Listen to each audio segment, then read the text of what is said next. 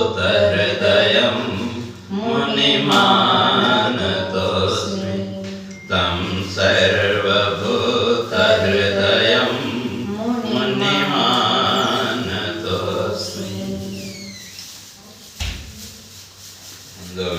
चल रहा था।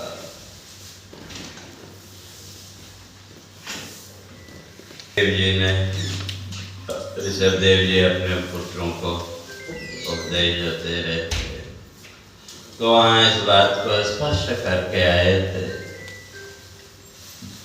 तो जिसके भी मोबाइल है वो बंद रखो तो ज्यादा अच्छा है। वहाँ इस बात को स्पष्ट करके आए थे कि जो मनुष्य जीवन है, तो मनुष्य जीवन का जो ध्येय है वो संसार के जो भोग हैं वो मनुष्य जीवन का ध्येय।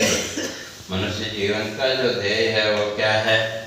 मुक्ति बोध है मानव जीवन। तो मनुष्य जीवन मुक्ति बोध के लिए, क्योंकि जीवन के जो भोग हैं संसार के वो तो हर योनि में मिले, लेकिन मोक्ष का बोध तो केवल मनुष्य जीवन में ही संभव है। तो इसलिए वहाँ इस बात को स्पष्ट करके आए थे कि ये जो फिर वासना है, तो फिर वासना ही क्या करती है? वासना का सीधा सीधा अगर अर्थ करें, जैसे कल भी स्पष्ट किया था कि इच्छा होना स्वाभाविक, फिर उस इच्छा को पूरा करने की इच्छा, तो वही एक तरह से वासना का, क्यों फिर उसके साथ संकल्प आदि सब आरंभ हो गया। तो इसलिए तो तीन ग्रंथियां जीवन में, सबसे पहले शरीर ग्रंथि, और जो शरीर ग्रंथि कहें या शरीर भाव, तो जब शरीर भाव प्रकट हुआ तो उसके साथ फिर स्त्री पुरुष का भाव, और वो स्त्री पुरुष के भाव के साथ फिर संसार का भाव। तो इसलिए इस बात को स्पष्ट करके आए थे कि तीन जो ग्रंथियां हैं, तो उनमें सबसे दृढ़ है शरीर ग्रंथि, और जब तक इस शरीर ग्रंथि से ऊपर नहीं उठे तो तब तक मोक्ष संभव नहीं है। और उसके लिए फिर जो सामान्य व्यक्ति है, तो सामान्य व्यक्ति कैसे उस मोक्ष तक, उस मुक्ति के भाव तक पहुंच सकता है? तो उसके लिए स्पष्ट करके आए थे वह ईश्वर चिंतन। बिना ईश्वर चिंतन के तो और नहीं हो सकता। तो इसलिए तो वहाँ अपने पुत्र को समझाते और कहते हैं कि 16वां पद, तो कर्मा शक्त अज्ञ जनों को नृपति दोनों तत्व विज्ञान। इसलिए भरत को वहाँ समझा रहे हैं, कहा तुम क्या करो, तुम्हारे जो और जो दूसरे लोग हैं उनको तुम तत्व का ज्ञान दो, क्योंकि इस संसार में अगर कोई मित्र है तो वो कौन? वास्तव में अगर देखा तो संसार में कोई मित्र नहीं। मित्र केवल वही है जो आपको इस संसार बंधन से मुक्त होने का मार्ग बताए। बाकी तो सब शत्रु ही। क्यों? कि स्वयं तो इस संसार के बंधन में बंधे ही हैं और दूसरे को भी उसी संसार बंधन में बांध रहे हैं। इसलिए वहाँ स्पष्ट करके आए थे, नहीं स्वजन वह मित्र गुरु, नहीं स्वजन वह नहीं मित्र गुरु, जो नहीं देता मोक्ष का मान। कहते हैं जो अगर हमको मोक्ष का अगर ज्ञान नहीं देता है तो वो चाहे तो कोई भी, तो उसको हम स्वजन भी नहीं कह सकते, उसको हम गुरु भी नहीं कह सकते, और उसको हम मित्र भी नहीं कह सकते। चाहे स्वजन है, गुरु या मित्र, वो कौन? जो हमको इस संसार बंधन से मुक्त होने का मार्ग दिखाए। तो इसलिए तो वहाँ उस बात को सोचा कि भाई जो मनुष्य है, तो इसलिए मनुष्य रूप यह सुप्त सत्वमय शुद्ध सत्वमय ब्रह्म पहचान। जिसको हम ब्रह्म या परमात्मा कहते हैं तो उसकी पहचान क्या है? शुद्ध सत्वमय। और उसी तरह से जो मनुष्य है, मनुष्य का भी जो जन्म तो उस समय क्या है? शुद्ध सत्वमय। जो छोटे बच्चे अगर देखें, उनके मन में किसी प्रकार का राग द्वेष का भाव है क्या? लेकिन धीरे धीरे हमने ये मेरा, ये तेरा, ये सारा राग द्वेष हम किसने भरा? हमने ही तो उसको भरा। तो जब ये मेरा तेरा संसार का राग द्वेष वही संस्कार हमने दिए तो हम क्या बन गए?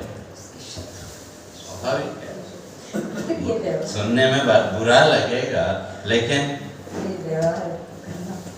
नहीं, वो व्यवहार है, लेकिन व्यवहार भी तो बिना ज्ञान।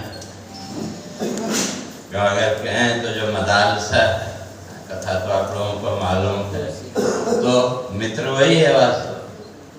क्योंकि जीवन का जो भी सुख दुख भोग है, जो जिसका है वो उसको पूरा करना पड़ेगा। लेकिन हमने जो भी नई पीढ़ी है उसको कौन सा ज्ञान दिया? इसे संसार के बंधन में कैसे बंधना? तो इसलिए यहाँ महर्षि कहते हैं, कहा कि वो तो फिर तो हम क्या हो गए? शत्रु हो गए। इसलिए शास्त्रकार भी कहते हैं, माता शत्रु पिता बैरी, ये न बालो न पाठित, न शोभते सभा मध्य हंस मध्य बको यथा। कहते हैं जिसने अपने बच्चों को ज्ञान के संस्कार नहीं किए तो वो तो माता शत्रु पिता बैरी। वो माँ उसकी शत्रु और जो पिता है वो भी बैरी को शत्रु को बात है। तो अगर वो ज्ञान के संस्कार नहीं देते हैं तो वो तो शत्रु ही।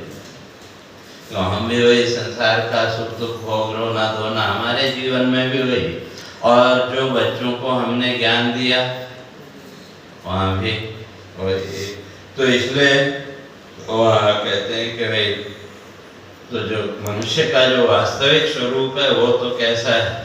शुद्ध सत्वमय। बचपन को अगर देखें, या हम लोग कहते भी हैं कि वे बच्चे तो भगवान का रूप में मानते हैं, लेकिन कब तक? जब तक उनका चित्त इस संसार के राग द्वेष के भाव से मुक्त है। तो जिस बच्चे को आप भगवान का रूप बचपन में मानते हैं, फिर बाद में क्यों नहीं मानते? क्यों? जैसे जैसे ये संसार के दोष उसके जीवन में आते गए तो उसकी वो जो निर्मलता है वो तो इसलिए कहते हैं मनुष्य जीवन का उद्देश्य वही है कि वो निर्मलता, वो सात्विकता हमारे जीवन में बनी रहे। तो इसलिए तो कहते हैं आप भाई, जब रही बात श्रेष्ठता की, तो हमने तो अलग अलग उसको माना कि हमने अपने को श्रेष्ठ माना दूसरे को। लेकिन इस संसार में कोई भी जीव ऐसा नहीं है जिसके अंदर वो श्रेष्ठता न हो। तो भगवान ने गीता में स्पष्ट कर दिया, यद यद विभूति मत सत्वम। जहाँ जहाँ तुमको विशेषता दिखाई दे सब जगह मैं ही, अर्थात मेरा ही रूप है। उस दृष्टि से अगर विचार करके देखें, संसार में कौन सा ऐसा जीव है जिसके जीवन में कोई न कोई विशेषता न हो? चाहे वो मनुष्य हो, चाहे पशु पक्षी हो, जितने भी प्राणी हैं, हर एक के जीवन में कोई न कोई विशेषता है। तो वो विशेषता किसका स्वरूप? भगवान कहते हैं वो मेरा भी स्वरूप है। तो इसलिए अगर श्रेष्ठता की अगर बात करें तो तब वहाँ कहते हैं कि सभी भूतों में सबसे श्रेष्ठ कौन? सब भूतों में तरु है उत्तम, सब भूतों में तरु है उत्तम, सब भूतों में तरु है उत्तम, सब भूतों में तरु है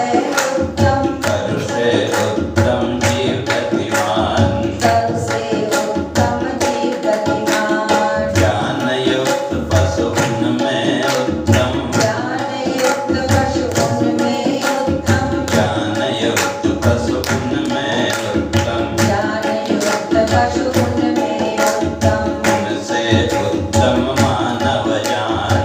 उनसे उत्तम मानव जान। इस सृष्टि में जो वृक्ष है वो सबसे श्रेष्ठ है, उत्तम है। और उसकी उत्तमता भी उससे श्रेष्ठ कौन का जो गतिशील प्राणी है, और उन गतिशील में भी उनसे भी श्रेष्ठ जिसके जीवन में ज्ञान है, ज्ञान युक्त, और उससे भी श्रेष्ठ मनुष्य। तो ये एक क्रम है। तो इसलिए कहने का अर्थ कोई भी जीव या कोई भी प्राणी इस संसार में निकृष्ट नहीं है, सब एक एक क्रम से सबकी वो उत्तमता है। और फिर मनुष्य से श्रेष्ठ का गंधर्वाद, और गंधर्वादि से फिर श्रेष्ठ देवता। तो इस तरह से सब क्रम से एक एक क्रम से वो श्रेष्ठ है। तो इसलिए इन सब में जो श्रेष्ठता है वो श्रेष्ठता किसका स्वरूप? भगवान कहते हैं वो मेरा ही स्वरूप है। और क्या फिर उन सब में जो श्रेष्ठ है वो कौन? मैं कहा तो वो जो आत्मा वो इन सब में श्रेष्ठ।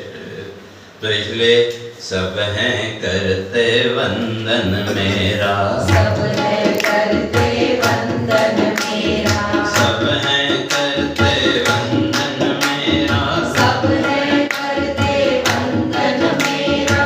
उनसे उत्तम मैं हूँ पुत्र, उनसे उत्तम मैं हूँ पुत्र।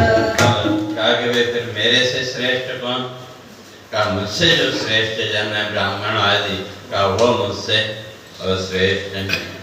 तो इसलिए इस संसार में वो श्रेष्ठ।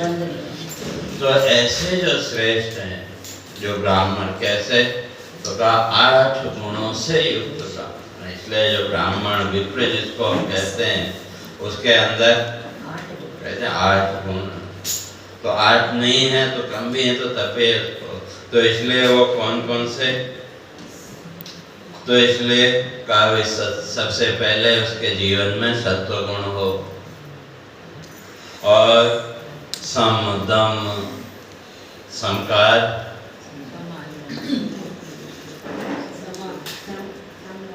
ज्ञानेंद्रियों का नियंत्रण, और दम कर्मेंद्रियों का नियंत्रण, सत्य के प्रति निष्ठा, दया, दया का भाव जीवन में, और तपस्या, जीवन में तपस्या भी होनी चाहिए। खाली ब्राह्मण कुल में जन्म ले लिया इतने से श्रेष्ठ हो गए और नहीं। तो इसलिए शास्त्रकार कहते हैं तपस्या, और तितिक्षा। तितिक्षा का त्याग, तितिक्षा द्वंद्व सुख और दुख दोनों को समान भाव से स्वीकार करना, उसका नाम तितिक्षा। और कहते हैं ज्ञान, शास्त्रों का ज्ञान। तो इन 8 गुणों से युक्त जो विप्र है, ब्राह्मण है, तो वो सबसे श्रेष्ठ। इसलिए वहाँ शब्द स्पष्ट करते हैं कहा ऐसे जो ब्राह्मण हैं, ऐसे जो विप्र हैं, उनको जो अन्नदान आदि करता है। तो क्या ऐसे तो हम लोग क्या करते हैं, जब भगवान की पूजा आदि की तो तिथि पर्व के अनुसार जो भी हमारी श्रद्धा है उसके अनुसार जो भी हमारा वो करते हैं। लेकिन भगवान कहते हैं कि मैं किससे प्रसन्न होता हूँ? तो ऐसे वैसे तो यहाँ कह दिया, तो गाय और ब्राह्मण, भागवत में भगवान ने स्पष्ट किया कि मुझे सबसे ज्यादा प्रिय कौन है? गाय और ब्राह्मण। लेकिन ब्राह्मण भी खाली नाम का ब्राह्मण नहीं, जिसके अंदर ये 8 गुण हो। तो ऐसे उनको अगर आप कुछ भी देते हैं तो वही उसका फल का भगवान कहते हैं वो मैं स्वीकार करता हूँ। और इस संसार में फिर सबसे पूज्य कौन है? तो ऐसे जो ज्ञानी महापुरुष हैं वो पूज्य हैं। तो कैसे? तो इसलिए जीव नहीं है पूज्य विप्रसम, जीव नहीं है पूज्य विप्रसम। अर्थात जो ब्राह्मण है वो सबसे श्रेष्ठ, उससे जैसा पूजनीय और कोई नहीं। क्यों? जीव नहीं है पूज्य विप्रसम, जीव नहीं है पूज्य विप्रसम, जीव नहीं है पूज्य विप्रसम, जीव नहीं है पूज्य विप्रसम। बंध मुक्ति का देता ज्ञान, बंध मुक्ति का देता ज्ञान, बंध मुक्ति फल में मुँह देता, बंध मुक्ति फल में मुँह देता, बंध मुक्ति फल में मुँह देता, बंध मुक्ति फल में मुँह देता। श्रेष्ठ असीमित मुझको जान, श्रेष्ठ असीमित मुझको जान, जगत स्वर्ग की नहीं कामना, जगत स्वर्ग की नहीं कामना। और जो भक्त है, भक्त का लक्षण क्या है? तो कहते हैं कि जगत स्वर्ग की नहीं कामना, जगत स्वर्ग की नहीं कामना, जगत स्वर्ग की नहीं कामना, जगत स्वर्ग की नहीं कामना। यही भक्त की है पहचान, यही भक्त की है पहचान। देह चराचर यह जग मेरा, देह चराचर यह जग मेरा, देह चराचर यह जग मेरा, देह चराचर यह जग मेरा। व्याप्त सभी में मुझको जान, व्याप्त सभी में मुझको तो जान। इस तरह से अपने पुत्रों को उन्होंने ज्ञान दिया। तो और उसके बाद राज्य जो है तो अपने बड़े पुत्र भरत को सौंप करके वन में तपस्या के लिए और चले गए। और जैसे मैंने पहले कहा, वहाँ भी लोग उनको फिर परेशान करने लगे, तो अपना जीवन उन्होंने कैसा बना लिया? कहते हैं वातुर, वातुर ना पागल की तरह। अगर जो पता लगे भी ये व्यक्ति पागल है तो हम उसके नजदीक जाते हैं क्या? तो भाई इससे दूर ही रहो। लेकिन वास्तव में जो ज्ञानी है वो भी क्या करते हैं? इस संसार के विक्षेप से बचने के लिए तो वो भी क्या करते हैं? अपने जीवन में वही वृत्ति, पशु वृत्ति, उसको शास्त्र में कहा पशु वृत्ति, किसी से कुछ लेना देना है नहीं। तो फिर तो अब जो पशु वृत्ति है, एक तो तमोगुण के कारण, और जो तत्वज्ञानी महापुरुष हैं वो इस संसार के विक्षेप से बचने के लिए उसको कारण करते हैं, लेकिन उससे उनका कुछ लेना देना और नहीं है। तो तब वहाँ राजा परीक्षित फिर प्रश्न करते हैं, कहा कि भाई जो ऋषभ देव हैं उनको तो अष्ट सिद्धि प्राप्त है, और हम लोग तो सिद्धियों के पीछे दौड़ते हैं कि आजकल अगर देखें जो कुछ भी हमने भगवान की थोड़ी बहुत पूजा अर्चना की तो उसके फल के रूप में हमको क्या चाहिए?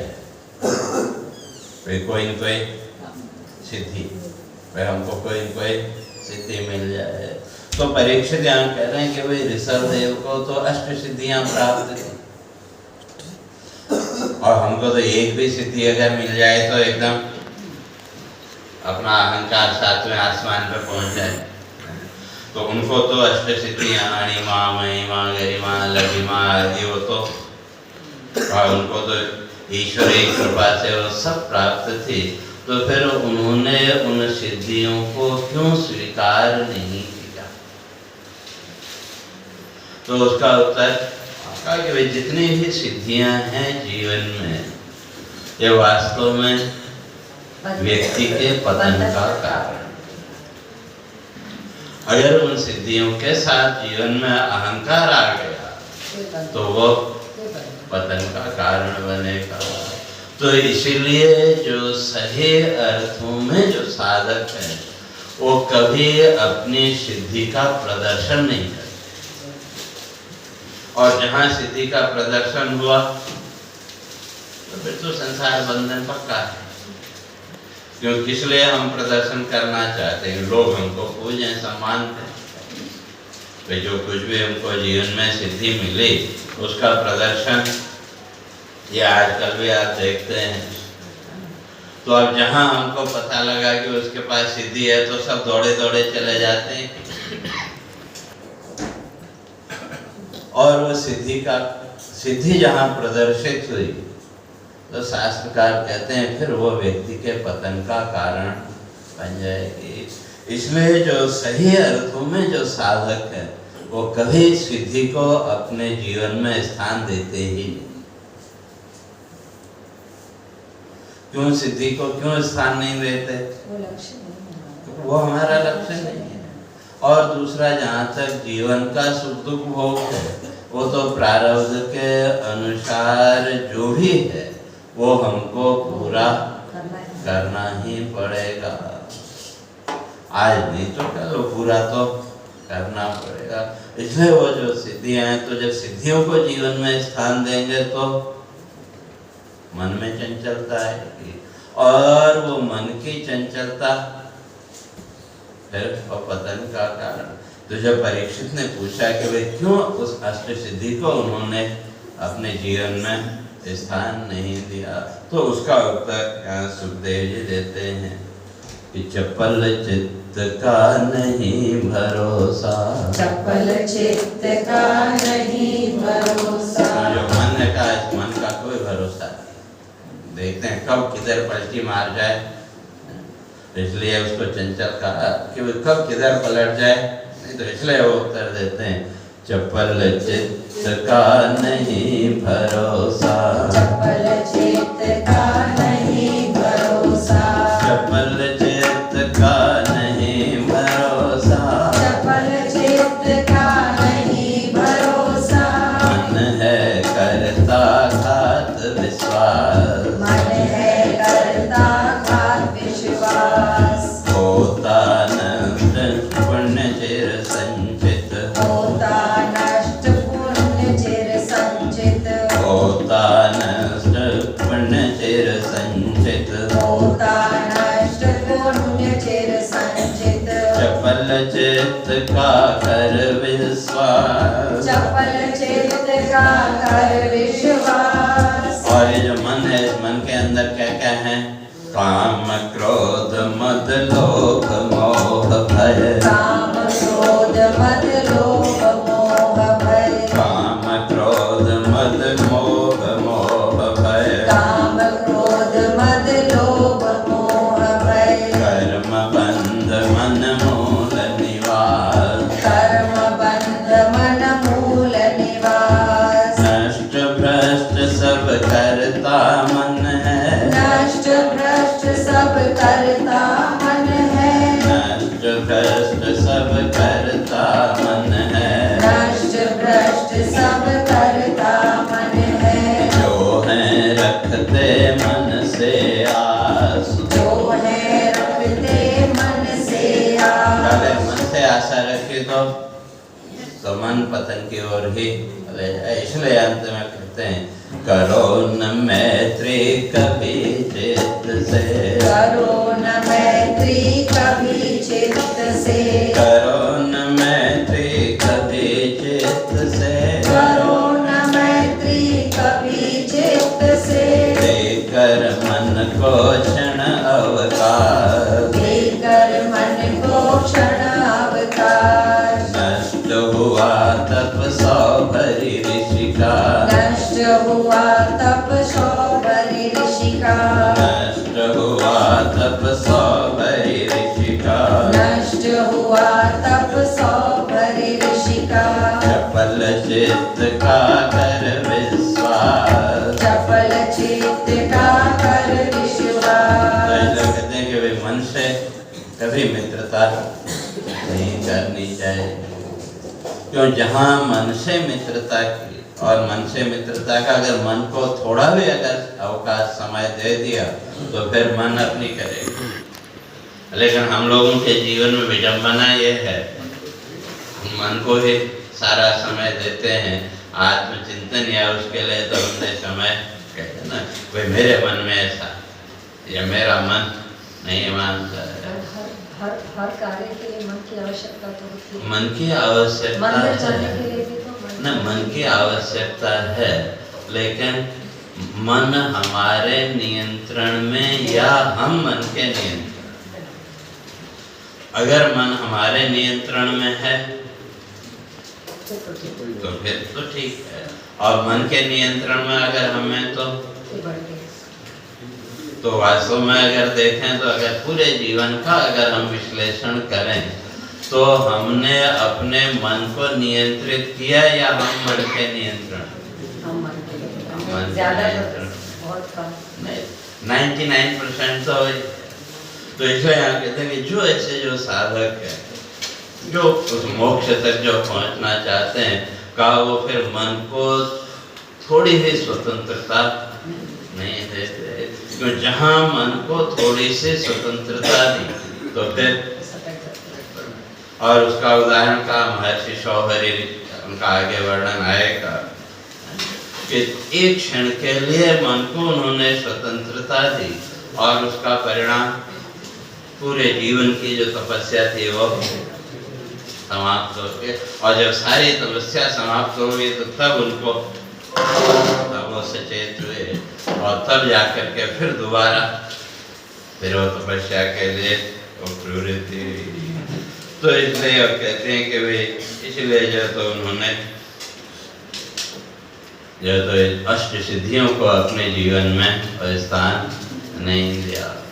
अब उनके जो पुत्र थे भरत, राज्य शासन उनका वो चलता रहा, तो भरत के फिर 5 पुत्र हुए आगे, और ये जो आज जो भारत नाम है तो उन्हीं भरत के नाम से ये भारत नाम पड़ा, क्यों उससे पहले तो यहाँ भारत जो है इसका नाम था अजनाम। तो फिर तो अब 3 भरत हमारे यहाँ हुए, एक है जड़ भरत, दूसरे राम के भाई भरत, और तीसरा शकुंतला पुत्र भरत। तो ये तीनों को अगर देखें, ये तीनों 3 के प्रतिनिधि। तो जो राम के जो भाई भरत हैं वो त्याग के प्रतिनिधि, क्यों भरत जैसा त्याग कोई नहीं कर सकता। हाँ, तो त्याग जो है तो वो त्याग के प्रतिनिधि, और जो शकुंतला पुत्र भरत है वो कर्म का प्रतिनिधि, शौर्य का प्रतिनिधि, और ये जो जड़ भरत हैं ये ज्ञान के प्रतिनिधि।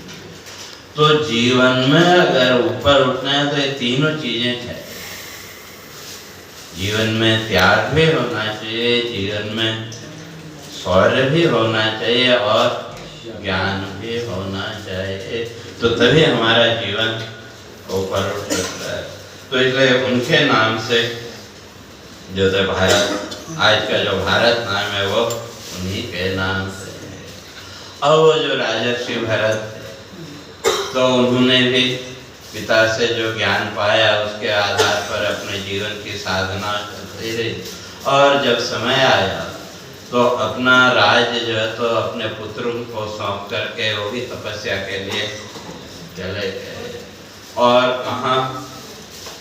गंडकी नदी के किनारे, वो अभी नेपाल में, उस समय तो सब एक ही था। तो जहाँ से ये निकलते ना शालिग्राम, तो वो गंडकी नदी, तो उस नदी के किनारे जाकर के वो तपस्या करने लगे। अब देखो प्रारब्ध का जो हो गया, जो प्रारब्ध का कर्म हो गया वो कहीं नहीं छोड़ता।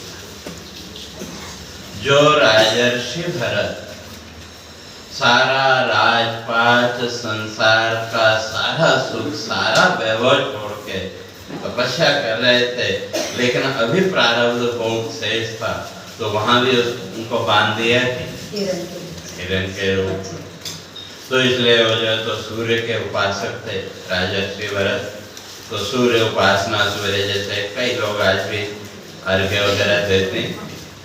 तो वो जब वो संध्या वंदन करके निवृत्त हुए तो उसी समय एक हिरनी शेर के भय से दौड़ती हुई आई। तो नदी के उस पार से उसने बचने के लिए छलांग लगाई। तो इस पार जैसे गिरी तो कहते हैं गिरते ही क्या हुआ, उसका जो गर्भ था गिर गया, लेकिन उसके साथ ही वो उसकी मृत्यु हो गई। और इधर राजर्षि भरत ने देखा, कहा कि भाई ये छोटा बालक शिशु चाहे वो किसी का भी हो, लेकिन अब उसका आश्रय कौन है? तो इसलिए वो मानव धर्म है और हमारे हृदय की एक सहज भाव है हर एक मनुष्य के अंदर। अब उस भाव को हमने कितना अपने जीवन में स्थान दिया, कितना नहीं दिया, वो एक अलग चीज है। लेकिन हर एक व्यक्ति के अंदर एक सहज करुणा का भाव, ये मनुष्य जीवन की जो विशेषता वो वही है। जैसे किसी भी प्राणी को आप, चाहे वो मनुष्य हो या पशु पक्षी हो, जब किसी भी प्राणी को आप दुख में देखते हैं तो उसके दुख को दूर करने की इच्छा आपके अंदर प्रकट होती है कि हम ना कर सके पर भाव वो भाव तो, और खास करके अगर वो बच्चे हैं तो वो जो भी पशु पक्षी या अगर बड़े हैं तो उतना वो भाव नहीं उठता। लेकिन अगर वो बच्चे हैं, चाहे वो कोई भी हो, मनुष्य का हो, पशु पक्षी का हो, तो उसको दुख में देख करके उसके दुख को दूर करने का एक सहज भाव हमारे अंदर प्रकट होता है। वही करुणा, वो मनुष्य का वो स्वाभाविक हो कि वो करुणा का भाव और किसी के अंदर नहीं है, वो केवल मनुष्य के अंदर। तो जब उस शिशु को पानी में गिरा हुआ देखा तो भरत जी के मन में भी भाव आया, कभी भले कुछ भी है लेकिन मनुष्य होने के नाते मेरा ये मानव धर्म है कि भाई इसके जीवन की रक्षा करना मेरा धर्म है। तो अब अपने मानव धर्म की रक्षा के लिए उन्होंने उस शिशु को जल में से उठाया, उसको किया। लेकिन प्रारब्ध का योग देखो, तो जो राजा संसार का सारा वैभव छोड़ करके तपस्या करने आए तो वो भी उस हिरण के मोह में बंध गए और उसका परिणाम फिर 2 जन्म लेने पड़े, एक हिरण के रूप में और फिर दूसरा जड़ भरत के रूप में। तो इसलिए वो घटना का यहाँ वर्णन करते हैं। कर संपादन नित्य तत्व का, कर संपादन नित्य तत्व का, कर संपादन नित्य तत्व का, कर संपादन नित्य तत्व का, करते नृपते संध्या वंदन, करते नृपते संध्या वंदन, चक्र नदी के पावन तट पर, चक्र नदी के पावन तट पर, चक्र नदी के पावन तट पर, चक्र नदी के पावन तट पर, हुआ तृषित मृग वधु आगमन, हुआ तृषित मृग वधु आगमन, भय व्याकुल चंचल तिरषित मृगी, व्याकुल चंचल तृषित मृगी, भय व्याकुल चंचल तिरषित मृगी, भय व्याकुल चंचल तृषित मृगी, करती सरिता तट उल्लंघन, करती सरिता तट उल्लंघन, मृगपति गर्जन भीषण सुनकर, मृगपति गर्जन भीषण सुनकर, मृगपति गर्जन भीषण सुनकर, मृगपति गर्जन भीषण सुनकर, हुआ मृग वधु का गर्भ पतन। हुआ मृग वधु का गर्भ पतन।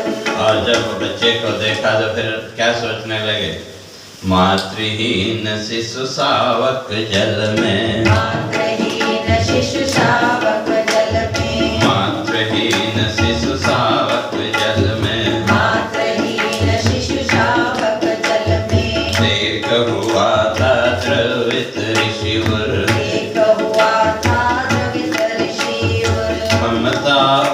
उपजी ऋषि के उर में, ममता उपजी ऋषि के उर में, ममता उपजी ऋषि के उर में, ममता उपजी ऋषि के उर में, बना मृग निकेत ऋषि का घर, बना मृग निकेत ऋषि का घर। और ऋषि की जो कुटिया थी वही जो है तो और उसका भी घर और बन गया। और तब मृगी शिशु पोषक नृपचित में, मृग शिशु पोषक नृपचित में, ममता वृत्ति का हुआ उदय, ममता वृत्ति का हुआ उदय। नित्य कर्म सब छूटे उनके, नित्य कर्म सब छूटे उनके, नित्य कर्म सब छूटे उनके, नित्य कर्म सब छूटे उनके। शौचाचार का हुआ विलय, शौचाचार का हुआ तो विलय। इसलिए अब जो यह मोह वही है कि जब मोह जीवन में आया तो वो सब नित्य कर्म भी तो सब छूट गए। और तब वो अपने मन ही मन वो सोचने लगे, क्या सोचने लगे? स्वजनहीन शरणागत रक्षा, स्वजनहीन शरणागत रक्षा, स्वजनहीन शरणागत रक्षा, स्वजनहीन शरणागत रक्षा। मनुज धर्म है यह अति पावन, मनुज धर्म है यह अति पावन। आत्मधर्म की रक्षा को अब, आत्मधर्म की रक्षा को अब, आत्मधर्म की रक्षा को अब, आत्मधर्म की रक्षा को अब करना होगा मृग शिशु पालन, करना होगा मृग शिशु पालन। यही सोच कर रक्षा करते, यही सोच कर रक्षा करते, यही सोच कर रक्षा करते, यही सोच कर रक्षा करते। मृग मोह से हुए लाचार, मृग मोह से हुए लाचार, अंत समय मृग छवि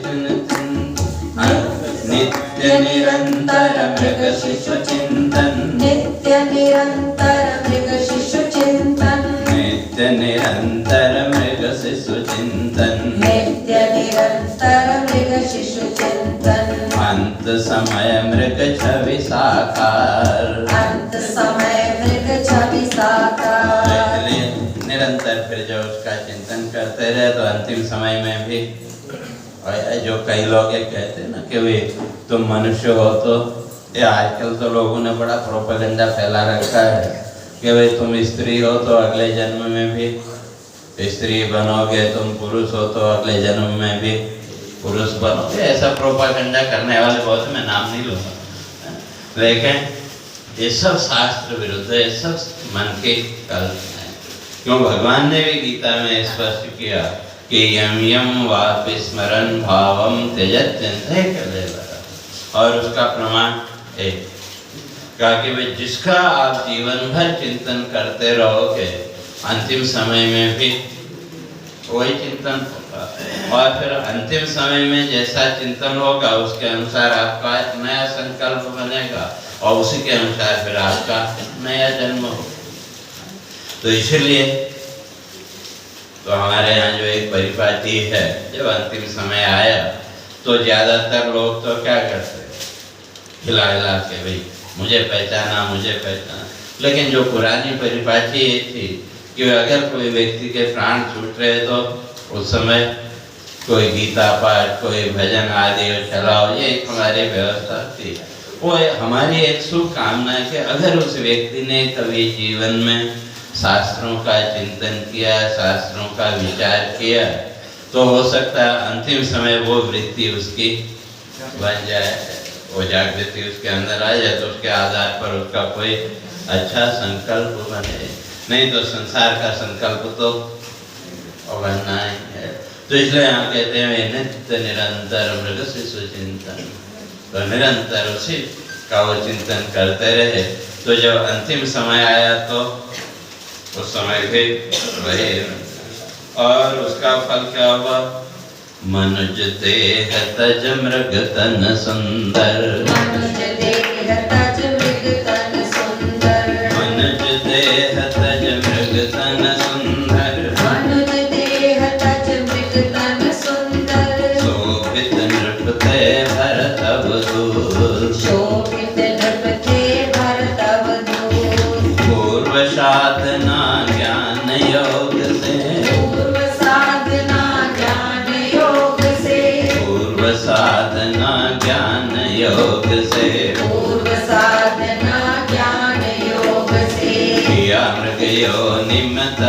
प्रभु। किया मृग योनि में तप प्रभु। अब प्रारब्ध अभी शेष था, तो प्रारब्ध ने वो सारी व्यवस्था बना दी, तो उसके कारण फिर मृग योनि में जन्म लेना पड़ा। लेकिन जो आपने साधना की,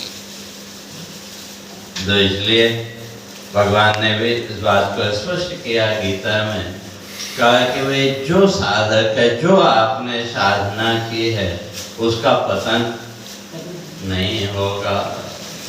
तो इसलिए वहाँ का शुचि नाम श्रीमताम गेहे योग भ्रष्टो ही जाए।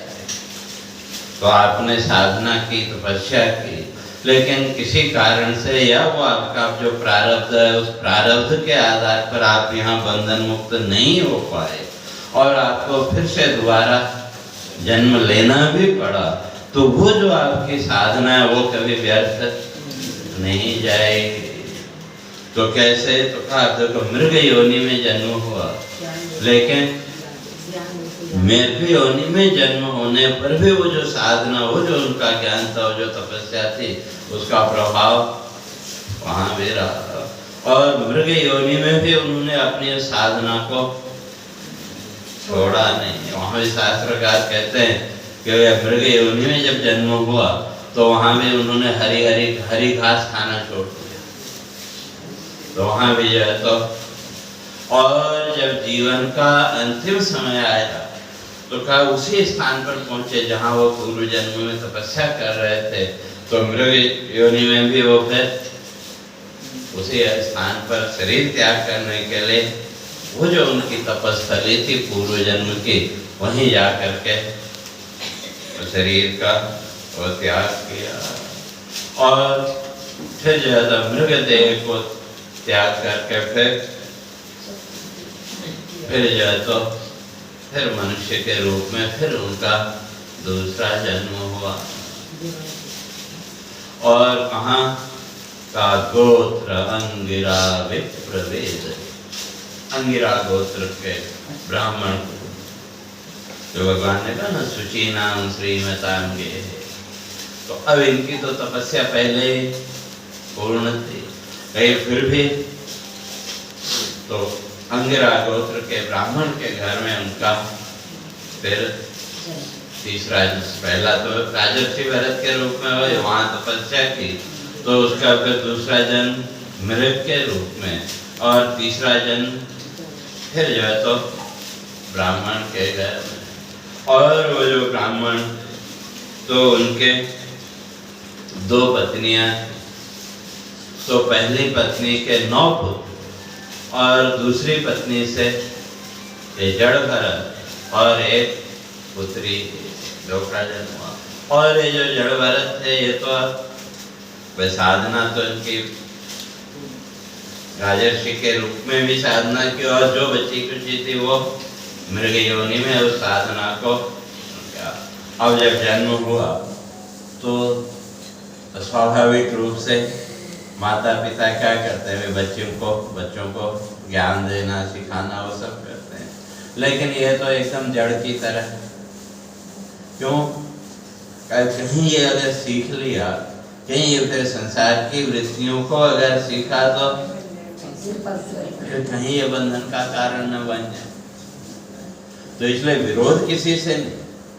पिता कहते बैठो तो बैठ गए, सुनो तो सुन लिया। कोई भाई दोहराने में, जैसे बच्चों को हम शब्द दोहराने में कहते हैं, भाई जैसे वो कहें वो करते रहे, लेकिन उसको वो स्वीकार वो नहीं किया। क्यों? वो तो निरंतर उस परमात्मा का चिंतन ही करते रहते। ठीक है, वो लोक क्रियाएं हैं, वो है भाई माता पिता का कर्तव्य, वो अपना कर्तव्य पालन कर रहे हैं।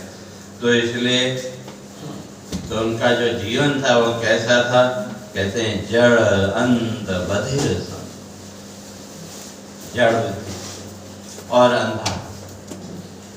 कई बार कहते हैं भाई सामने, भाई तुम देखते हुए भी अंधे हो, तो वही उनके जीवन की स्थिति।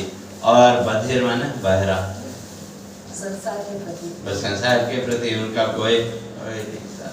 और इस तरह से क्यों कहा कि वे पूर्व जन्म का जो उनका योग, उनकी जो तपस्या है, उस तपस्या के बल से वो ज्ञान उनका, और वो जो तो उसी ज्ञान साधना में लगे, उनको संसार से कुछ लेना देना ऐसे नहीं। लेकिन पिता तो अपना कर्तव्य पूरा कर रहे थे, वो तो उनको ज्ञान और देते रहे, लेकिन उन्होंने कुछ भी संसारिक ज्ञान को स्वीकार किया ही नहीं। और इस तरह से करते करते अब जो पिता है उनको भी सबसे ज्यादा चिंता किसकी?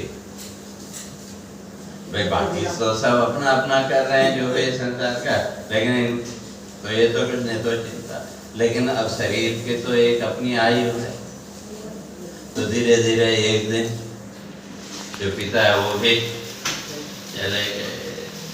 अब जब तक पिता थे तो तब तक जो भाई वगैरह है वो थोड़ा बहुत उनको भी सम्मान देते थे पिता के सामने, लेकिन अब जब पिता ही चले गए तो अब उन्होंने भी इनकी उपेक्षा करना शुरू कर दिया। और तो जो जड़ वाले थे उनको तो उससे कुछ लेना देना ही नहीं थे। और स्वाभाविक है कि अभी शहरों में तो वो नहीं है, लेकिन अभी भी गांव देहात में आप चले जाओ तो अगर किसी परिवार का कोई सदस्य ऐसा हो, परिवार वाले उसकी उपेक्षा करते हो, तो दूसरे लोग खाना वगैरह तो उसको दे देते हैं। शहरों में तो खैर वो परंपरा रही नहीं। तो अब वो जो तो जहाँ वो रहते थे, अब उनके जो भाई थे उन्होंने तो एकदम उनकी उपेक्षा करना और शुरू कर दिया, और ये तो अपने आनंद में घूमते रहते। अब तो तब कैसे उनका जीवन, तो कहते हैं देव योग से मिला अन्न जो, देव योग से मिला अन्न जो, देव योग से मिला अन्न जो, देव योग से मिला अन्न जो, उस पर करते जीवन यापन, उस पर करते जीवन यापन, मुक्त भाव से विचरण करते, मुक्त भाव से विचरण करते, मुक्त भाव से विचरण करते, मुक्त भाव से विचरण करते, ब्रह्म तेज से दीपित आनंद, ब्रह्म तेज से दीपित आनंद। इसलिए जो उनको मिल गया दैव योग भाग्य से कह लो, जो मिल गया अन्न, जो मिल गया किसी ने दे दिया तो खा लिया, नहीं दिया तो उसकी भी याचना नहीं करनी। और अब जो घर के सदस्य थे तो उन्होंने सोचा भाई ये तो बेकार, तो इसलिए उनको भेज दिया खेत में, जाओ वहां जा करके खेत की रक्षा करो। लेकिन वहां भी ये अपने वीरासन पर बैठ के, पक्षी आ रहे हैं तो आने तो, जा रहे हैं तो जाने तो, बैठे हैं आराम। तो क्यों? वो तो ब्रह्म हुआ, वो तो अपने आत्मचिंतन में। और वहीं जो है तो एक जो डाकू था तो उसको पुत्र की इच्छा थी, तो अब पुत्र की इच्छा जैसे आजकल भी कई लोग करते, तो इसलिए पुत्र की इच्छा से उसने एक यज्ञ किया, नर बलि यज्ञ। आजकल भी जो मूर्ख लोग हैं आजकल भी वो करते हैं, दूसरे के बच्चों की हत्या करो, भाई हमारा पुत्र हो जाए, हमारी संतान हो जाए। तो उसी तरह से तो एक जो डाकू था वो भी क्या कर रहा, नर बलि यज्ञ कर रहा, और एक आदमी को पकड़ के बांध के रखा था कि भाई जब यज्ञ पूरा होगा तो उसकी बलि देंगे। और वो देव योग से और बंधन खोल के वो भाग गया। और जब भाग गया तो अब यज्ञ पूरा होने वाला, भाई अभी यज्ञ अब बलि देनी है। तो जो डाकू था उसने अपने सहयोगियों को कहा भाई लाओ आदमी खोल के, कोई तो लेके आओ, भाई जब तक बलि नहीं देंगे तो यज्ञ कैसे पूरा होगा। अब वो भी दौड़े, अब वो तो बेचारा जिसको पहले बांध के रखा था वो तो भाग गया। अब घूमते घूमते पहुंचे तो ये एकदम हृष्ट पुष्ट शरीर वाले आराम से बैठे हैं।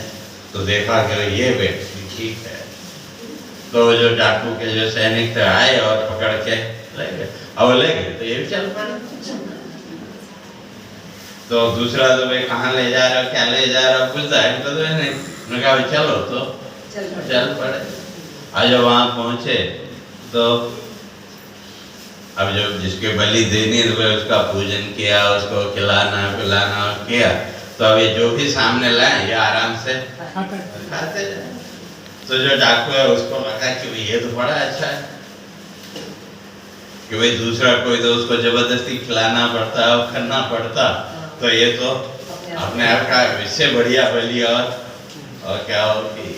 और जैसे ही बलि देने के लिए वो तैयार हुआ तो उसी समय कहते हैं वहाँ जो देव प्रतिमा थी उस देव प्रतिमा को तोड़ करके देवी भगवती प्रकट हुई और सारे दस्युवंश का नाश किया। तो कैसे, तो वही आगे कहते हैं दस्यु नराधम पुत्र कामना, दस्यु नराधम पुत्र कामना, दस्यु नराधम पुत्र कामना, दस्यु नराधम पुत्र कामना, भूषित करता नर बलियज्ञ, भूषित करता नर बलियज्ञ, बंधन मुक्त हुआ नर पशु था, बंधन मुक्त हुआ नर पशु था, बंधन मुक्त हुआ नर पशु था, बंधन मुक्त हुआ नर पशु था, रहे खोजते सेवक यज्ञ, रहे खोजते सेवक यज्ञ।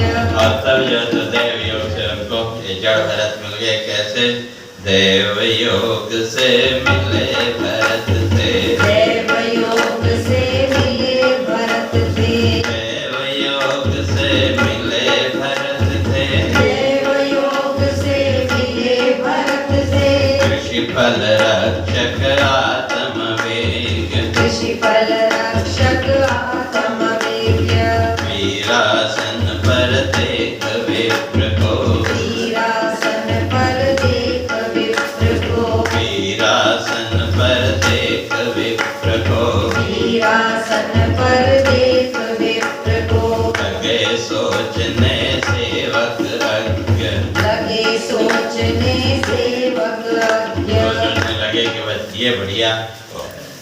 और जब बलि देने के लिए वो तैयार हुए तो कहा उसी समय अट्टहास कर कर जी देवी, अट्टहास कर जी देवी, अट्टहास कर जी देवी, अट्टहास कर जी देवी, दस्यु वंश का किया संहार, दस्यु वंश का किया संहार, खंडित मस्तक कंदुक क्रीड़ा, खंडित मस्तक कंदुक क्रीड़ा। पहले जितने भी असुर थे दस्यु डाकू सबका सिर काट दिया, लेकिन फिर भी जो है तो क्रोध देवी का शांत नहीं हुआ। और जितने भी वो सिर थे कहते हैं उनके साथ वो खेलने लगे। वहीं से कहते हैं कि जो फुटबॉल का खेल है ना वो वहीं से और अपना जो है तो जो क्रोध था उसको शांत किया। और उसके बाद जड़ भरत को आशीष दे करके देवी, और जड़ भरत तो अपनी मस्ती में मस्त। और उधर दूसरी तरफ जो तो राजा रघुगण वो एक दिन कपिलाश्रम को जा रहा था, तो एक सेवक कम हो गया तो उसने भी सेवकों को भेजा ढूंढ के लाओ, तो यही मिले तो इनको पालकी में लगा दिया। अब इनको तो पालकी अभ्यास में, लेकिन इन्होंने सोचा चलो ये भी शरीर का कोई प्रारब्ध होगा, इसको भी पूरा कर लो। तब वहाँ राजा ने उसको डांटा और किया, तब जो है तो वहाँ से जड़ भरत और रघुगण का जो संवाद हुआ, तो उसकी चर्चा फिर अगले सत्र में करेंगे। कल पे सीधे हो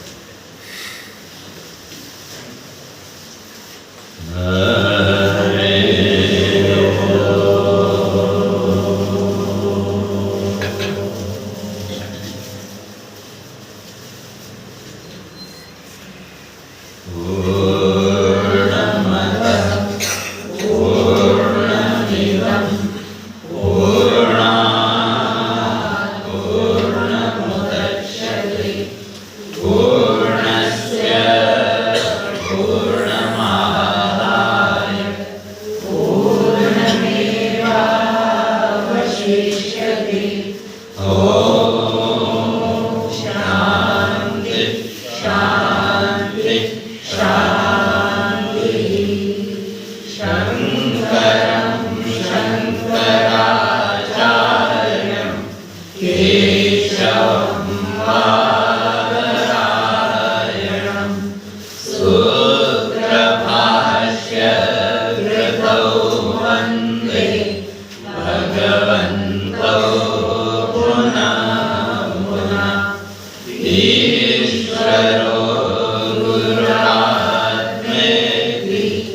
मूर्तिभेद विभागिने व्योमवद् व्याप्तदेहाय दक्षिणामूर्तये नमः। ॐ शान्ति शान्ति।